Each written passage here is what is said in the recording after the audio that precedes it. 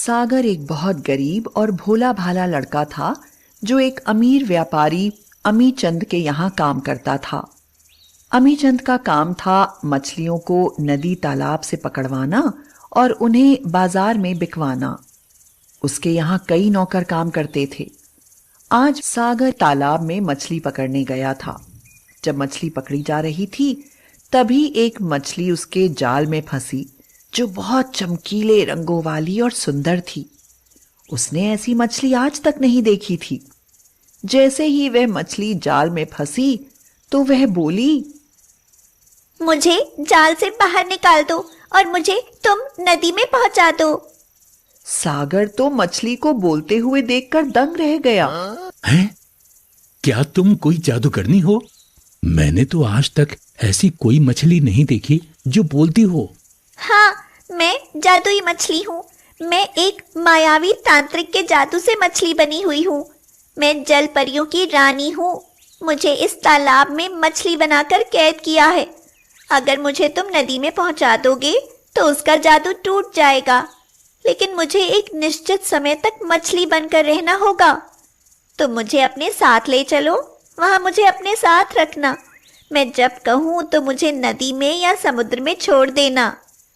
सागर ने इधर उधर देखा तो उसे एक मटका दिखाई दिया।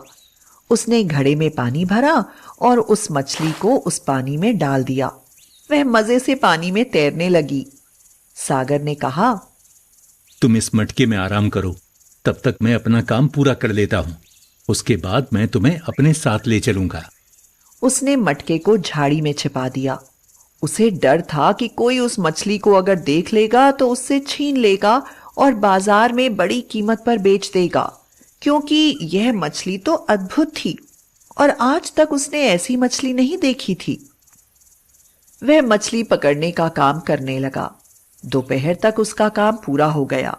उसके बाद मछलियां बाजार में बिकने के लिए चली गई। सागर अपने घर की ओर चला गया और घड़े को अपने घर ले आया। सागर बहुत खुश था। उसे वह मछली बहुत अच्छी लग रही थी। मछली रानी, तू कितनी सुंदर है। अब तू कहीं मत जाना। उस मछली से तेज रंग की रोशनी फूट रही थी जिससे वह जगमगा रही थी। रात के समय तो वह और भी सुंदर लग रही थी। सागर उसे निहारता रहा और उसके बाद वह सो गया। आधी रात को वह झटके से जागा और उठ बैठा। उसे कोई आवाज सुनाई दे रही थी। उसने इधर उधर देखा तो उसे कोई दिखाई नहीं दिया। सागर डर गया। वह जोर से बोला, कौन है? मुझे इस मटके से निकालो, मेरा दम घुट रहा है। मुझे इस मटके से निकालो। यह बात सुनकर वह चौंक गया। इधर उधर देखने लगा। जब नींद के असर से बाहर आया तो उसे ध्यान आया, अरे मुझे तो याद ही नहीं रहा। ये मछली घड़े में है, लेकिन उसमें तो पानी है। फिर इसका दम क्यों घुट रहा है? वह मटके के पास गया तो उसने देखा मछली पहले से बहुत ज्यादा बड़ी हो गई थी और मटके में आ ही नहीं रही थी। वह परेशानी में इधर उधर उछल रही थी। मेरा दम घुट रहा है। मुझे इस मटके से निकालो और मुझे बड़े से टैंक में डालो। मेरे यहाँ टैंक कहाँ है? मैं तो झोपड़ी में रहता हूँ। मछली के मुंह से एक जगमगाती हीरे की अंगूठी निकली। इस अंगूठी को पहनो और कहो, जल्दी से मछली के लिए टैंक वाला घर बन जाए। सागर ने अंगूठी को पहन लिया और बोला, मछली के लिए टैंक वाला अच्छा सा घर बन जाए। तुरंत ही वहां पर एक आलीशान मकान बन गया और उसमें एक बड़ा सा टैंक रखा था। सागर ने उस टैंक में मछली को डाल दिया। अब सागर के मकान को देखकर लोगों की तो आंखें चकाचौंध होने लगी। कुछ दिन बीत गए। एक दिन मछली फिर से चिल्लाने लगी, मुझे टैंक से निकाल लो। मुझे यहाँ अच्छा नहीं लग रहा है। मेरा दम घुट रहा है। मैं बड़ी जगह में रहना चाहती हूँ। सागर यह देखकर दंग था कि वह मछली और भी ज्यादा बड़ी हो गई थी। तुम अंगूठी पहन लो और बोलो कि मुझे बहुत बड़ा स्विमिंग पूल वाला महल चाहिए। सागर ने यही कहा। अब सागर के पास अंगूठी के द्वारा महल बनकर तैयार हो गया था। वह तो बहुत अमीर बन गया था। एक दिन फिर से रात में वह मछली चिल्लाने लगी, मुझे यहाँ से निकालो, अब मुझे जाकर नदी में डाल दो। सागर दौड़कर मछली के पास गया और बोला, अब तो तुम बहुत बड़े स्विमिंग पूल में आराम से हो, फिर क्यों चिल्ला रही हो? मछली बोली, मैंने तुमसे कहा था ना, जब मैं कहूँ तो मुझे नदी में पहुंचा देना। अब वह समय आ गया है। तुम अंगूठी से कहो कि मुझे जादुई तलवार चाहिए। मुझे जादुई तलवार चाहिए। सागर के हाथों में जादुई तलवार आ गई। मछली बोली, इस अंगूठी से मुझे छुओ तो मैं फिर से छोटी बन जाऊंगी। तब तुम मुझे लेकर आसानी में नदी पर जा सकते हो, और तुम मुझे लेकर नदी में जाओगे ना, तो वह तांत्रिक तुम्हें रोकने की कोशिश जरूर करेगा, जिससे मैं नदी में ना पहुंच पाऊं। तब तुम इस तलवार से उसको मार डालना। सागर ने ऐसा ही किया। सागर ने अंगूठी को लेकर जैसे ही मछली को छुआ, मछली फिर से छोटी हो गई, जिससे सागर उसे बड़ी आसानी से फिर से मटके में लेकर चला। तलवार को उसने अपनी कमर में बांध लिया था। जैसे ही वह गांव के बाहर आया, एक कड़कदार आवाज गूंजी, रुक जाओ, तुम इस मछली को लेकर ऐसे नहीं जा सकते। सागर ने देखा, वह एक भयानक तांत्रिक था। सागर डर गया। तभी तांत्रिक ने सागर पर हमला कर दिया। मटके से मछली की आवाज आई, डरो मत सागर, डटकर मुकाबला करो, नहीं तो यह तुमको मार देगा। इस बीच में सागर का मटका दूर जा गिरा। मटका फूट गया। तांत्रिक ने सागर को जोरदार घूंसा मारा। मारो सागर मारो, देर क्यों कर रहे हो? अब सागर को तलवार का ध्यान आया। सागर ने तलवार को घुमाकर मारा तो तांत्रिक वहीं मर गया। सागर ने मटके के टूटे हुए टुकड़े में मछली को रखा और उसे ले जाकर नदी में छोड़ दिया। इतने दिन मछली के साथ रहते हुए सागर को उससे बहुत लगाव हो गया था। उससे दूर होते हुए उसे दुख लगने लगा था। सागर रोने लगा। यह देखकर मछली बोली, सागर, तुम बहुत अच्छे लड़के हो, तुम रोते क्यों हो? अंगूठी तुम्हारे पास है। जब तुम पर कोई मुसीबत आए या तुम्हें किसी चीज की परेशानी हो, तो तुम उस अंगूठी से वही चीज मांग लेना जिसकी तुम्हें जरूरत हो। तुम पर कोई मुसीबत आए तो उसके लिए तुम्हारे पास तलवार है। इस तलवार से दुश्मन का सफाया हो जाएगा। जब भी तुमको मेरी याद आए तो तुम यहाँ आ जाना। यहाँ आकर तुम मुझे बुलाओगे तो मैं यहाँ जरूर आऊंगी। ऐसा कहकर वह अपनी अन्य जलपरी मछलियों से मिलने के लिए नदी में गोता लगाकर अंदर चली गई। अब सागर भी खुश था, क्योंकि जलपरी ने उससे हमेशा मिलने के लिए जो कहा था। और अब सागर खुश होकर अपने घर चला गया। 7 वर्ष का अंकुर और 5 वर्ष की पिंकी अपने मम्मी पापा और दादी के साथ बड़ी हवेली में रहते थे। उनके पापा शहर के बड़े उद्योगपति थे। बहुत खुशहाल परिवार था उनका। मम्मी पापा और दादी दोनों बच्चों पर जान छिड़कते थे। एक रात वह पांचों अपनी कार से किसी रिश्तेदार के घर शादी समारोह से अपने घर को लौट रहे थे। सामने से आ रहे एक तेज रफ्तार ट्रक ने अचानक उनकी कार को जोर से टक्कर मार दी। उस भयानक एक्सीडेंट में आगे की सीट पर बैठे अंकुर और पिंकी के मम्मी पापा वहीं सड़क पर ही दम तोड़ देते हैं। पिछली सीट पर होने के कारण दादी, अंकुर और पिंकी को ज्यादा चोट नहीं आई, लेकिन वो दोनों बिन माँ बाप के यतीम हो चुके थे। भाई भाभी की मौत की खबर सुनते ही गांव से दादी के छोटे बेटे बहू यानी अंकुर पिंकी के चाचा चाची उनके घर पर आ गए। दोनों एक नंबर के कपटी और धूर्त थे। आते ही दादी और बच्चों से लिपट कर रोते हुए बोले, अम्मा, ये अचानक क्या हो गया जब भैया भाभी हम सबको छोड़कर इतनी जल्दी राम को प्यारे हो गए? दादी रोती हुई बोली, भगवान को ले जाना ही था तो मुझे उठा लेता।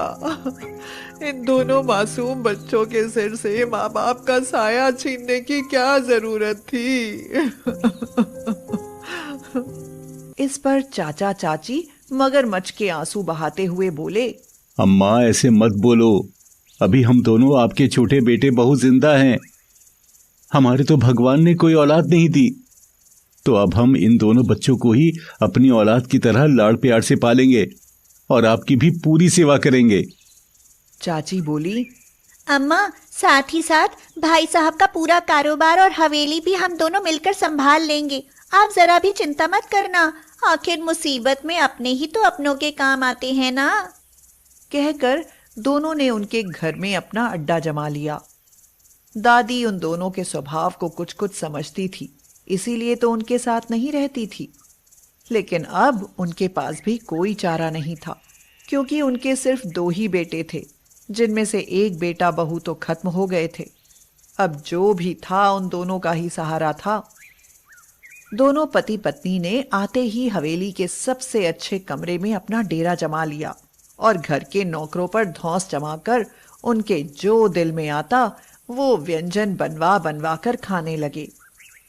अलग कमरे में जाते ही पत्नी ने पति से तुनकते हुए कहा, सुनिए जी, मुझसे ये प्यार मोहब्बत हमदर्दी वाला ड्रामा अब और नहीं होगा, समझे।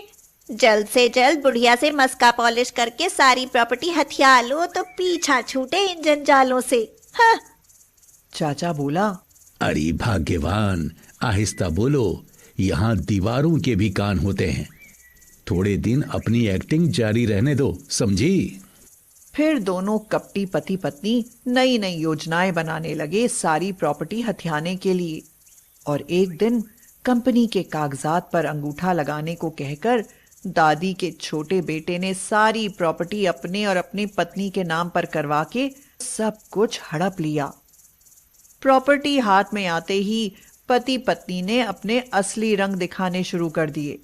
उन्होंने सारे नौकरों को छुट्टी दे दी और दोनों बच्चों का स्कूल छुड़वाकर अब वो दादी और नन्हे मासूम अंकुर पिंकी से सारे घर के काम करवाते और फिर उन्हें मारपीट भी करते।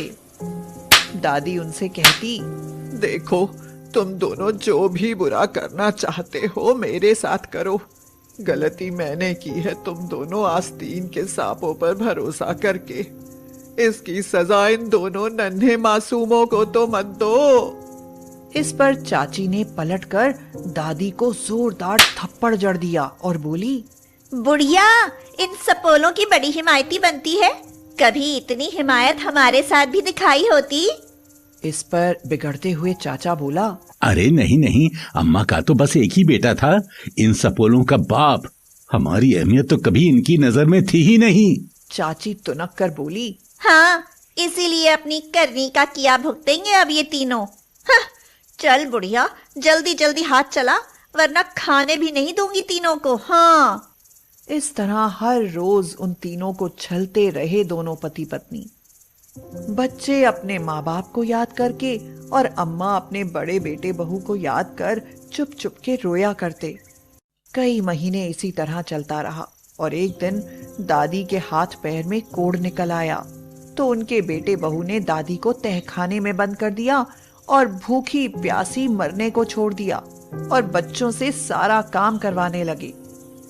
जुल्म सितम से तंग आकर दोनों बच्चों ने एक रात मौका देखकर चुपचाप तहखाने में जाकर दादी को कमरे से बाहर ले आए और तीनों उस हवेली से रातों रात भाग निकले। तीनों रात के अंधेरे में भागते भागते शहर से दूर सुबह तक किसी गांव के पास वाले सुनसान जंगल में पहुंच गए। उस जंगल में कहां जाएं, उन्हें कोई रास्ता नहीं सूझ रहा था। तीनों बहुत थक गए थे और दादी का प्यास से गला सूख रहा था। दादी तो वहीं लेट गई तो अंकुर और पिंकी पानी की तलाश में यहां वहां भटकने लगे। तभी पिंकी की नजर एक पुराने से कुएं पर पड़ी। दोनों दौड़कर कुएं के पास पहुंचे तो कुएं के बाहर उन्हें एक सुनहरी मछली पानी के लिए तड़पती नजर आई। अंकुर और पिंकी ने उस मछली को उठाकर कुएं के पानी में डाल दिया। तभी एक चमत्कार हुआ और उस कुएं से एक बहुत सुंदर परी बाहर निकली। उसने बच्चों से कहा, शुक्रिया बच्चों, तुम दोनों की वजह से मुझे मेरा रूप वापस मिला। मैं पाताल परी हूँ। बहुत वर्ष पहले मैंने यहीं पर तपस्या करने वाले एक ऋषि मुनि जी पर इस कुएं का जल छिड़क कर उनकी तपस्या भंग कर दी थी, जिस वजह से उन्होंने मुझे श्राप देकर मछली बना दिया। मैं तब से जल के पास होकर भी जल के लिए तड़पती रही, और आज तुम मासूम निष्पाप बच्चों की वजह से मुझे उस श्राप से मुक्ति मिली। बच्चों बताओ, तुम लोग इस जंगल में क्या कर रहे हो? तो बच्चों ने रोते रोते सारी बात पाताल परी से बता दी, जिसे सुनकर परी को बहुत दुख हुआ। उसने अपनी छड़ी से कुएं को छुआ तो वह कुआं सोने का बन गया और उसमें सुनहरा पानी लबालब भर गया। तब परी ने बच्चों से कहा, यह जादुई सोने का कुआं है। अब इसका पानी जो भी पिएगा उसे कभी कोई रोग नहीं होगा। वो हमेशा सुंदर और तंदुरुस्त बना रहेगा, और जो कोई इस पानी से स्नान कर लेगा उसकी सारी बीमारियां समाप्त हो जाएंगी। इस कुएं का पानी कभी खत्म नहीं होगा। फिर परी ने बच्चों को एक जादुई छड़ी देते हुए कहा, इससे जो भी मांगोगे यह तुमको देगी और तुम तीनों की हर दम रक्षा करेगी, और अगर इसे कोई चुराने की कोशिश करेगा तो यह उसकी मरम्मत भी करेगी। फिर परी ने अपने जादू से उन तीनों के लिए एक बहुत सुंदर सा घर बनाया। ऐसा कर कर परी वहां से अदृश्य हो गई। अंकुर और पिंकी फटाफट कुएं का पानी अंजलि में लेकर दादी के पास आए और दादी को थोड़ा पानी पिलाया। दादी तो फटाफट उठ बैठी। फिर दादी को कुएं के पास ले जाकर पानी उनके ऊपर छिड़का तो चमत्कार हो गया। दादी का कुष्ठ रोग बिल्कुल ठीक हो गया और वो तीनों उस आलीशान मकान में रहने लगे। उनके आलीशान घर को देखकर पास के गांव वाले भी वहीं आकर बस गए। दादी, अंकुर और पिंकी उस जादुई कुएं के पानी से सबकी बीमारी ठीक करते और जादुई छड़ी से धन मांगकर जरूरतमंद लोगों की मदद किया करते। इस वजह से वह तीनों बहुत लोकप्रिय बन गए और उधर चाचा चाची को उनके किए की सजा मिली।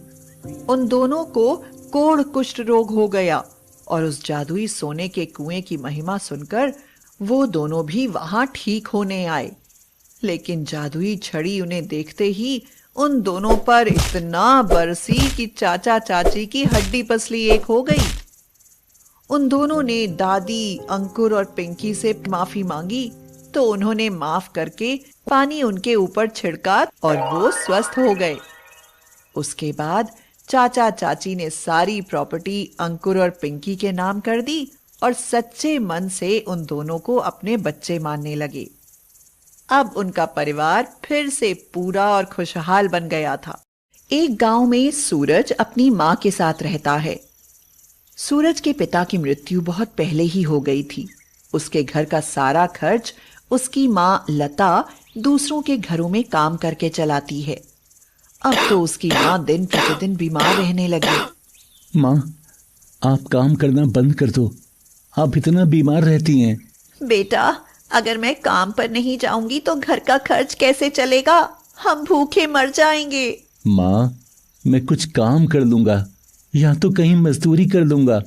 बेटा, तू अभी बहुत छोटा है, काम कैसे करेगा? और कोई तुझे काम देगा भी नहीं। इतना कहकर सूरज की माँ अपने काम पर चली जाती है। दिन भर वह दूसरों के घरों में काम करती और इधर सूरज दिन भर घर में अकेला रहता। शाम को सूरज की माँ थक हार के घर वापस आती है और सूरज से कहती है, बेटा, मुझे थोड़ा सा पानी पिला दे। अभी लाया माँ। सूरज माँ को पानी देता है। लता सूरज के लिए चटनी और रोटी बनाकर रख देती है। तभी अचानक लता को खून की उल्टियां आना शुरू हो जाती हैं। माँ, माँ, क्या हुआ आपको? अरे, क्या हुआ आपको? लता सूरज का सहारा लेते हुए कहती है, कुछ नहीं बेटा, मैं बिल्कुल ठीक हूँ। पर सूरज लता की एक ना सुनता और दौड़कर गांव के एक डॉक्टर को बुला लाता है। डॉक्टर काफी बुजुर्ग और अनुभवी थे। डॉक्टर साहब देखिए, मेरी माँ को क्या हुआ है, उनको खून की उल्टियां आ रही थी। रुको बेटा, मैं देखता हूँ, तुम परेशान ना हो। डॉक्टर लता को देखते हैं। कुछ समय बाद उनके चेहरे पर गहरे भाव आ जाते हैं और वो सूरज से कहते हैं, बेटा, मैं तुमसे झूठ नहीं बोलूंगा। तुम्हारी माँ को शुरुआती कैंसर है। अगर तुम इसका अभी इलाज करा लो तो तुम्हारी माँ की जान बच सकती है, वरना बहुत देर हो जाएगी। डॉक्टर साहब, ये कैंसर क्या होता है? बेटा, ये एक जानलेवा बीमारी है, तुम इतना समझ लो बस। इतना कहकर डॉक्टर वहां से चले जाते हैं। माँ, आप कल से काम पर नहीं जाएंगी। मैं कल ही काम की तलाश में जाऊंगा और पैसे कमाकर आपका इलाज कराऊंगा। अगले दिन सुबह सूरज काम की तलाश में जाता है। तभी वह एक चाय की दुकान पर काम मांगता है। चाचा, मुझे अपनी दुकान पर कोई काम दो ना, मैं कुछ भी कर दूंगा, कैसा भी काम हो। अरे तू क्या काम करेगा, चल निकल यहाँ से। इतना कहकर दुकान वाला सूरज को भगा देता है। सूरज चुपचाप वहां से चला जाता है और थोड़ी दूर पर उसे एक अंडे की दुकान दिखती है। वह उस दुकान वाले से काम मांगने जाता है।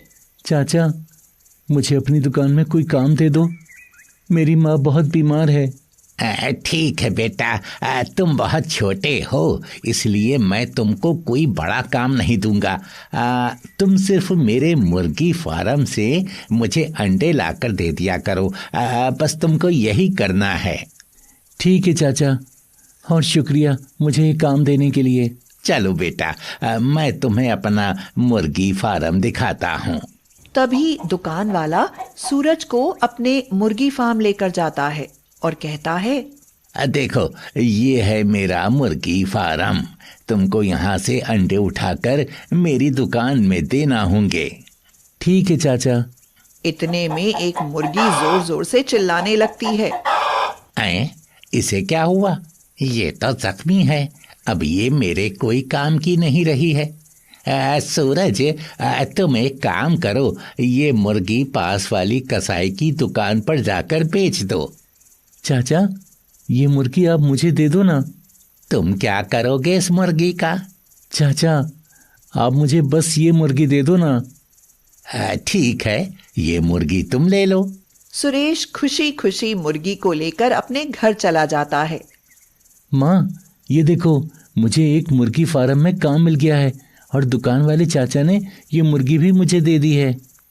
ठीक है बेटा, पर यह तो जख्मी है। हाँ माँ, पर मैं इसकी देखभाल करूंगा।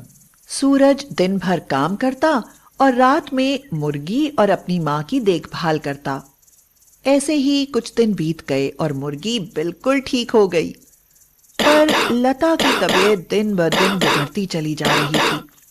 सूरज के पास पैसे भी नहीं थे जिससे वह अपनी माँ की दवा करवा सके। तभी वह लाला राम के पास कुछ पैसे उधार लेने जाता है। लाला राम बहुत ही चालाक व्यक्ति है। वह सोचता है कि सूरज का घर वह अपने नाम करवा लेगा और उसे कुछ पैसे दे देगा, और उसने ऐसा ही किया। सूरज का घर अपने नाम करवा लिया और उसके बदले में उसे कुछ पैसे दे दिए। सूरज उन पैसों से अपनी माँ का इलाज करवाता है और उसकी माँ की तबीयत में थोड़ा बहुत सुधार आने लगता है। तभी लाला राम वहां आता है और कहता है, ओ भाई, तुम्हारा वक्त पूरा हो गया और तुम पैसे नहीं चुका पाए। अब ये घर मेरा है, निकल जा घर से अपनी माँ को लेकर। वह सुरेश को धक्के देकर घर से बाहर निकाल देता है। ये क्या किया बेटा तुमने? अब हम कहाँ रहेंगे? माँ, ये सब मैंने आपके लिए ही तो किया है। घर तो दोबारा भी आ जाएगा, पर माँ नहीं। इतना कहकर वह अपनी मुर्गी और माँ को लेकर जंगल की ओर चल देता है। थोड़ी दूर चलने पर वह माँ को एक पेड़ के नीचे छांव में बिठा देता है। तभी उसकी मुर्गी जंगल की तरफ भागती चली जाती है और सूरज उसे पकड़ने के लिए उसके पीछे पीछे भागता चला जाता है। मुर्गी जंगल में बैठी एक जख्मी बूढ़ी औरत के पास रुकती है। सूरज भी वहीं रुक जाता है। सूरज जब उस बूढ़ी औरत की ओर देखता है तो अपनेपन के लहजे में उससे कहता है, दादी माँ, क्या हुआ आपको? आपको ये चोट कैसे लग गई? कुछ नहीं बेटा, बस जरा सा पांव फिसल गया था। सूरज उनके जख्मों को साफ करता है और आसपास के पेड़ों से पत्तियों को तोड़कर उनका औषधि के रूप में प्रयोग करके उस बूढ़ी औरत की मदद करता है। बूढ़ी औरत सूरज के इस प्रेम भाव से बहुत प्रसन्न हो जाती हैं और उससे पूछती हैं, बेटा, तुम इस घने जंगल में अकेले क्या कर रहे हो? दादी माँ, मैं अकेला नहीं हूँ। यहाँ से कुछ दूरी पर मेरी माँ एक पेड़ के नीचे विश्राम कर रही हैं और हम घर की तलाश में घूम रहे हैं। गांव के एक लालची व्यक्ति ने मेरा घर भी छीन लिया। अब हम कहाँ जाएं? तभी बूढ़ी औरत उस मुर्गी को अपने हाथ में उठाकर कुछ मंत्र पढ़ती हैं। कुछ देर बाद वह मुर्गी सूरज के हाथ में थमा देती हैं और कहती हैं, अब यह साधारण मुर्गी नहीं रही। अब तुम जो मांगोगे ना, यह तुमको वह दे देगी। शुक्रिया दादी माँ। सूरज अपने गांव में वापस जाता है और मुर्गी को जमीन पर रखकर एक घर मांगता है। तभी वह मुर्गी एक मुर्गी घर में बदल जाती है। सूरज अपनी माँ को उस घर में लेकर जाता है और कहता है, माँ, आप यहाँ बैठो, मैं भी आया। सूरज बाहर जाकर मुर्गी से खाने के लिए कुछ मांगता है। फिर वह अंदर आकर देखता है कि उसकी माँ के सामने अच्छे अच्छे पकवान रखे हैं। वह अपनी माँ को खाना खिलाता है और तभी उसकी माँ की तबीयत अचानक खराब हो जाती है। सूरज जल्दी से गांव में जाकर डॉक्टर को बुलाकर लाता है। बेटा, तुम्हारी माँ के पास समय कम है। अगर अभी तुमने इनका इलाज नहीं करवाया तो इनकी जान जा सकती है। हो सके तो जल्द से जल्द पैसों का इंतजाम कर लो और अपनी माँ का इलाज करवा लो। सूरज मुर्गी से इस बार ढेर सारे पैसे मांगता है। उसके सामने पैसों का ढेर लग जाता है। सूरज पैसों को उठाकर अस्पताल की ओर बढ़ता है। सूरज की नामौजूदगी में लाला राम उसके घर में घुस जाता है और सोने से बना घर देखकर उसके मन में फिर लालच आ जाता है। मैं अपने चमचों से मुर्गी घर उठाने को बोलता हूँ। जैसे ही वह उसके घर को छूता है तभी मुर्गी अपनी चोंच से सब पर वार करने लगती है। उसके वार से लाला राम सहित सब लोग वहां से भाग जाते हैं। इधर सही समय पर इलाज होने से सूरज की मां की जान बच गई। सूरज अपनी मां को घर ले आता है और फिर वह दोनों खुशी खुशी रहने लगते हैं। चंपारण गांव में किसान जुगल पांडे और उनकी पत्नी लीलावती रहते थे। उन दोनों की 2 संतानें थीं जो बेटियां थीं, 6 वर्षीय गंगा और 5 वर्षीय जमुना। कुल मिलाकर पांडे परिवार बहुत खुशहाल परिवार था। लीलावती तीसरी बार गर्भवती हुई और 9 महीने के बाद प्रसव के दौरान लीलावती की मृत्यु हो गई। लीलावती की तीसरी भी एक प्यारी सी बिटिया पैदा हुई थी। लीलावती की मौत पर जुगल और गंगा जमुना को बहुत दुख था, लेकिन होनी को कौन टाल सकता था। बच्चियां जब भी अपनी माँ के बारे में पूछती तो उन्हें यही समझाया जाता कि तुम्हारी माँ भगवान के घर गई है। अब माँ के गुजर जाने की वजह से घर का सारा काम और नन्ही बिटिया की देखभाल का जिम्मा गंगा जमुना पर आन पड़ा। उन्होंने नन्ही गुड़िया का नाम सरस्वती रख दिया और दोनों छोटी छोटी बच्चियां अपना घर और छोटी सी सरस्वती को संभाला करती। पर काफी छोटी होने की वजह से दोनों बच्चियों से कुछ भी काम संभाला नहीं जा रहा था। ऐसे में एक दिन पड़ोस में रहने वाली बिमला मौसी उनके घर आई और जुगल से बोली, बेटा, इस तरह से कैसे पालोगे अपनी तीनों नन्ही बच्चियों को? तुम अभी जवान हो। मेरी बात मानो तो तुम दूसरी शादी कर लो, हाँ, जिससे बच्चियों को माँ का प्यार दुलार और तुमको पत्नी का सुख नसीब हो जाएगा। मौसी, बात तो सही कही आपने, लेकिन मेरी बच्चियों को अपनी औलाद समझकर कौन पालेगी? अरे बेटे, उसकी फिक्र तुम मत करो। ऐसी एक लड़की है मेरी छोटी बहन की बिटिया सुकन्या, जो काफी सुंदर और गुणी है, लेकिन बहुत गरीबी के कारण उसके माता पिता के पास दहेज नहीं है देने के लिए। अरे मौसी, मेरी बिन माँ की बच्चियों को उनकी माँ मिल जाएगी, भला इससे बड़ा और कैसा दहेज चाहिए मुझे। जुगल के हामी भरते ही बिमला मौसी ने तुरंत सुकन्या के माता पिता को बुलवा भेजा। उन्होंने आकर घर परिवार, खेत खलिहान और जुगल को देखा और रिश्ता पक्का कर दिया, और सप्ताह भर में बहुत सादगी के साथ जुगल और सुकन्या की शादी हो गई। बच्चों को बताया गया कि अब यही तुम्हारी नई माँ है। सुकन्या ने जुगल के घर और बच्चों को बहुत अच्छी तरह से संभाल लिया था। बच्चियों को अब माँ की कमी नहीं खलती थी। लेकिन 1 साल बाद जब सुकन्या ने एक प्यारे से बेटे सोहम को जन्म दिया, तब से बिमला मौसी आकर सुकन्या के कान भरने लगी। अरे बेटी सुकन्या, तू बहुत भोली है जो तूने इन तीनों बच्चियों को अपना लिया है। लेकिन जरा सोच, ये तीनों बच्चियां तेरे पति की पहली पत्नी की औलाद हैं। मतलब अगर जुगल को कुछ हो गया तो कानूनन ये तीनों ही पहले इस जमीन जायदाद की हकदार होंगी। हाँ हाँ मौसी, तो क्या हुआ? आखिर वो भी तो उनकी बेटियां हैं ना। अरे मेरी भोली मैना, वो सिर्फ बच्चियां नहीं, बहुत शातिर बच्चियां हैं। एक बार जुगल को कुछ हो जाए फिर देखना उनकी मासूमियत।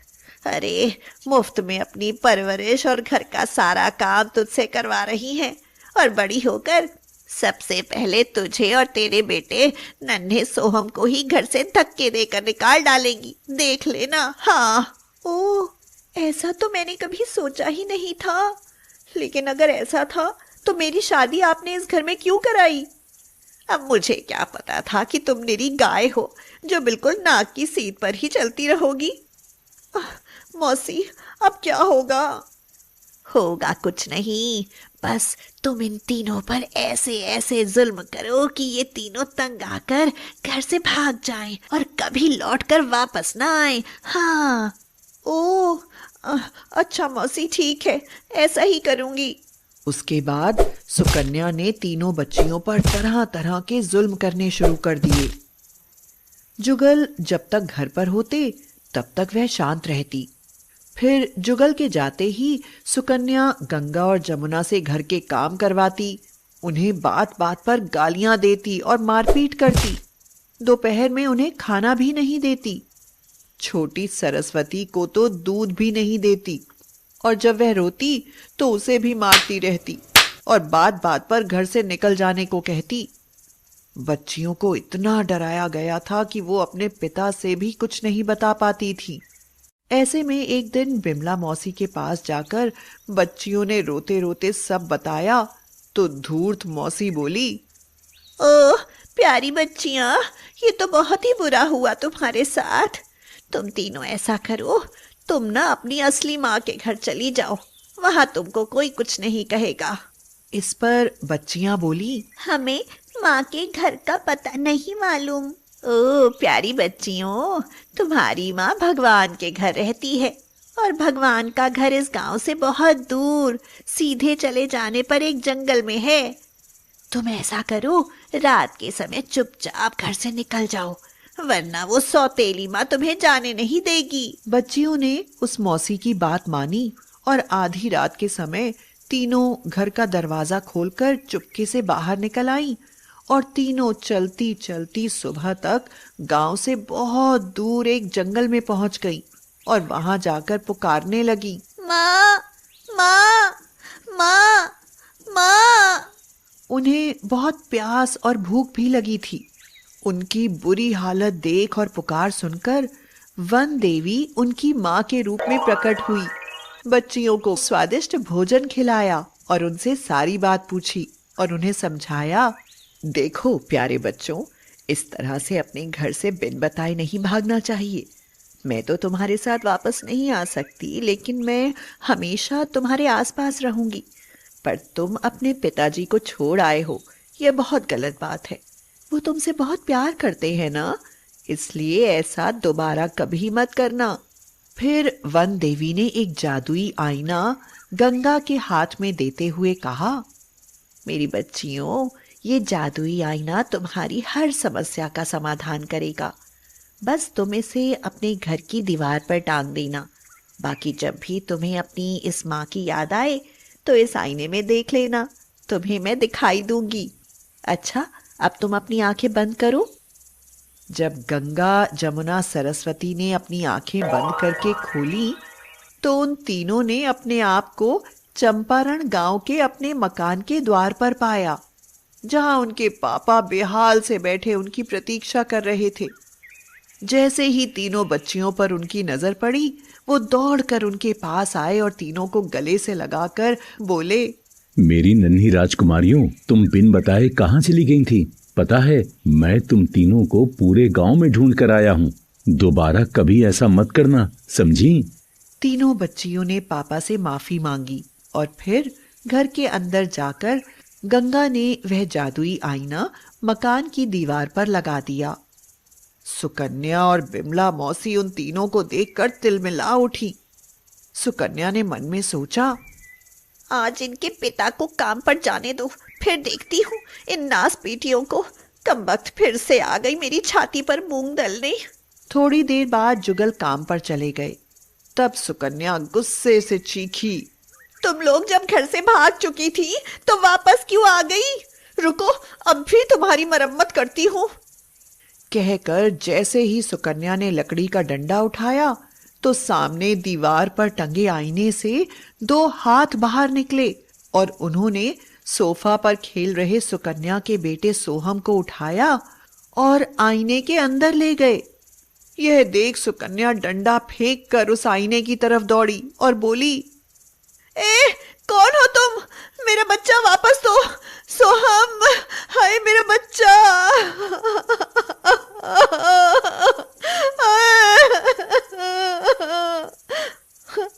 कहते हुए वह जोर जोर से रोने लगी। सुकन्या की चीख पुकार सुनकर विमला मौसी भी दौड़ी आई और बोली, आय हाय, क्यों चीख रही है सुकन्या? क्या फिर से इन करमजलियों ने कोई शरारत कर दी है? मौसी, मौसी मेरा बच्चा, मेरा सोहम इस आईने ने निगल लिया। मौसी, मेरा सोहम ला दो। क्यों री आफत की पुड़ियों, अब ये आईना कहाँ से उठा लाई हो? मौसी का इतना कहना था कि जादुई आईने में से एक डंडा निकला और मौसी की जोरदार धुलाई शुरू हो गई। ओए, ओए माँ, आई मर गई। अरे बचाओ, कोई है? आए, आए, आए। चीखती हुई विमला मौसी यहाँ वहां दौड़ने लगी और पीछे पीछे वह डंडा भी उनकी पिटाई करते हुए जा रहा था। आईने में से एक आवाज गूंजी, मौसी, तू दूसरों के मासूम बच्चों पर इतना जलती कुड़ती है और बुरा सोचती है ना, इसीलिए भगवान ने तुझे कभी औलाद का सुख नहीं दिया और ना ही कभी देगा। कहते हुए डंडे और बरसने लगे मौसी पर। मौसी तो डर कर माफी मांगती हुई बोली, मुझे माफ कर दो। हाय, मेरी तो मति भ्रष्ट हो गई थी। जो सुकन्या को अनाप शनाप भड़काया मैंने। ओए, अरे अम्मा छोड़ दो। अरे भगवान, मार डाला। हाय, ओए ओए, हाय हाय। यह देख सुकन्या रोती हुई बोली, मेरा बच्चा मुझे लौटा दो। मुझसे गलती हुई जो मैं बिमला मौसी की बातों में आ गई और इन बिन माँ की बच्चियों पर अत्याचार किए। भगवान के लिए मुझे माफ कर दो, मुझे माफ कर दो। कहकर सुकन्या तीनों बच्चियों से माफी मांगने लगी। बच्चियां बोली, माँ, माँ, हमारे नन्हे सोहम भैया को छोड़ दो माँ। यह देख सुकन्या की आंखें खुल गई। तभी आईने में से दो हाथ बाहर निकले जिनमें नन्हा सोहम खेल रहा था। आवाज फिर से गूंजी, देख सुकन्या, तुम्हारा बच्चा पल भर को जुदा हुआ तो तुम्हें कितनी तकलीफ हो रही है ना। वैसे ही ये तीनों मेरी बच्चियां हैं, तो सोचो मुझे कितनी तकलीफ हो रही होगी इन पर तुम्हारे अत्याचार देखकर। यह सुन सुकन्या और बिमला मौसी ने कान पकड़कर वादा किया, आइंदा कभी भी किसी के साथ बुरा सलूक नहीं करूंगी और तीनों बच्चियां गंगा जमुना सरस्वती को अपने बच्चे सोहम के बराबर प्यार करूंगी। बस फिर क्या था, उस दिन के बाद गंगा जमुना सरस्वती की सारी तकलीफें खत्म हो गईं और उन्हें माँ बाप दोनों का भरपूर प्यार मिलता रहा।